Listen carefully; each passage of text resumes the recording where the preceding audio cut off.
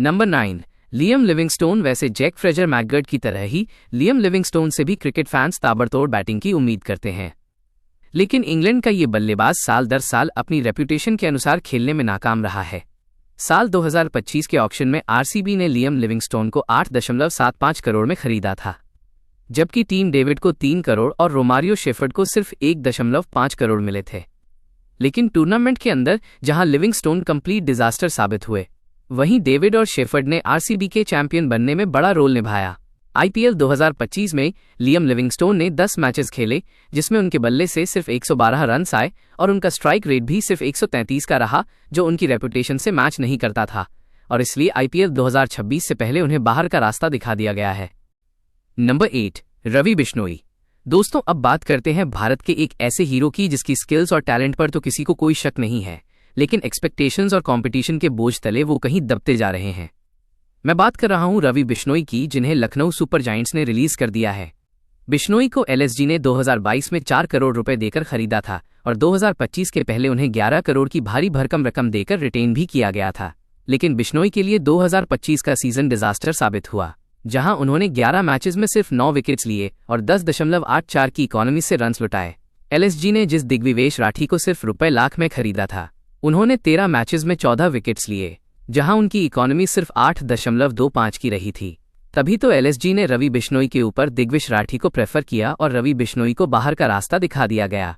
वैसे दोस्तों, आपको क्या लगता है, रवि बिश्नोई की अगली डेस्टिनेशन कौन सी फ्रेंचाइज हो सकती है, और क्या एलएसजी उन्हें कम प्राइस पर फिर से टारगेट करेगी? कमेंट करके बताइए। Number 7, David Miller. दोस्तों, डेविड मिलर का नाम सुनते ही दिमाग में सबसे पहले जो चीज आती है वो है फिनिशर, क्योंकि मिलर की रेपुटेशन हमेशा से ही लास्ट के ओवर्स में मैच का रुख पलटने की रही है। लेकिन पिछले कई सालों से मिलर अपनी रेपुटेशन को जस्टिफाई नहीं कर पाए हैं। 2012 में आईपीएल डेब्यू करने वाले किलर मिलर अभी तक आईपीएल में 141 मैचेस खेल चुके हैं, जहां उनके बल्ले से 138 के स्ट्राइक रेट के साथ 377 रन्स निकले हैं। 3 सीजन्स तक अपने साथ रखने के बाद 2025 सीजन के पहले गुजरात ने उन्हें रिलीज कर दिया था, जिसके बाद एलएसजी ने मिलर को 7.5 करोड़ की बड़ी बेट लेकर खरीदा। पर मिलर के बल्ले से 11 मैचेस में सिर्फ 153 रन्स निकले, वो भी सिर्फ 127 की स्ट्राइक रेट से। अब डेविड मिलर, जिन्हें फिनिशर का रोल दिया गया था, वो 127 की स्ट्राइक रेट से बैटिंग करेंगे, तो उन्हें रिलीज किया जाना पूरी तरह सही डिसीजन था। नंबर 6, जोश इंग्लिश। दोस्तों, इस साल के सबसे सरप्राइजिंग रिलीज में से एक जोश इंग्लिश है, क्योंकि उन्होंने पंजाब किंग्स की तरफ से जबरदस्त परफॉर्मेंस किया था और क्वालिफायर 2 में मुंबई इंडियंस के खिलाफ जीत में भी उनका बड़ा रोल रहा था। 2025 में पंजाब ने जोश इंग्लिश को 2.6 करोड़ में खरीदा था और उन्होंने 11 मैचेस खेलकर 162 के स्ट्राइक रेट से 278 रन्स बनाए, जो अपनी प्राइस को पूरी तरह जस्टिफाई करने वाला परफॉर्मेंस था। तो फिर पंजाब ने उन्हें बाहर क्यों किया? दरअसल आपको बता दूं कि ये डिसीजन खुद जोश इंग्लिश ने ही लिया है, क्योंकि वो कुछ पर्सनल रीजंस के कारण आईपीएल 2026 के लिए अवेलेबल नहीं रहने वाले, इसलिए पंजाब किंग्स को ना चाहते हुए भी जोश इंग्लिश को रिलीज करना पड़ा। Number 5, Glenn Maxwell.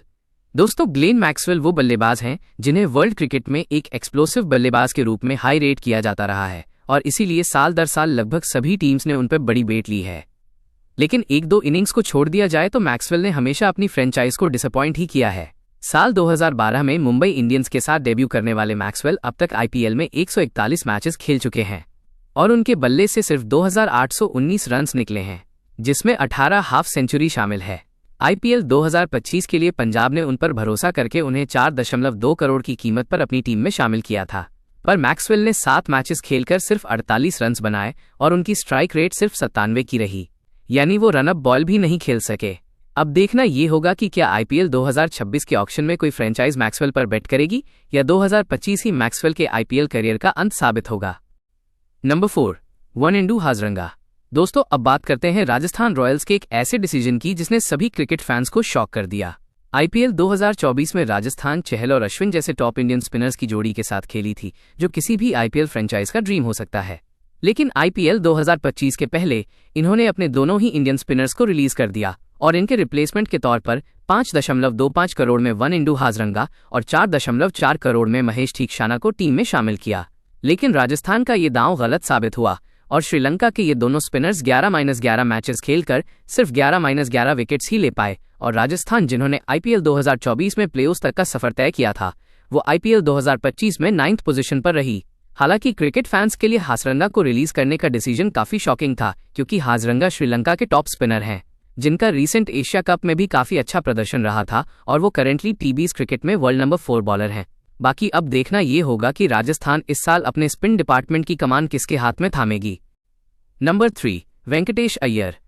दोस्तों, वेंकटेश अय्यर वो बल्लेबाज हैं जो 2021 में अपने डेब्यू से ही केकेआर के साथ बने हुए थे और 2024 के आईपीएल में केकेआर को चैंपियन बनने के पीछे इनका बड़ा रोल था।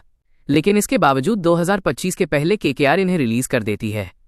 सभी ने सोचा कि शायद यहां से वेंकटेश अय्यर और केकेआर के रास्ते अलग हो जाएंगे, पर सभी को हैरान करते हुए केकेआर ने 2025 के आईपीएल ऑक्शन में वेंकटेश अय्यर पर 23.75 करोड़ का दांव खेला, जो बिल्कुल अनएक्सपेक्टेड था। और शायद इसी बिग पर्स प्रेशर ने आईपीएल 2025 में वेंकटेश अय्यर की परफॉर्मेंस पर असर डाला, जहां 11 मैचेस में उनके बल्ले से सिर्फ 142 रन्स निकले। हैरानी की बात तो ये रही कि ऑलराउंडर की रेपुटेशन के साथ आने वाले वेंकटेश अय्यर को पूरे सीजन में एक ओवर भी नहीं दिया गया और अब उन्हें रिलीज कर दिया गया है। पॉसिबल है कि केकेआर मिनी ऑक्शन में उन्हें एक लोअर प्राइस के साथ फिर से हासिल करने की कोशिश करेगी, लेकिन वेंकटेश अय्यर के कैलिबर वाले प्लेयर के पीछे तगड़ी बेड वॉर होने वाली है।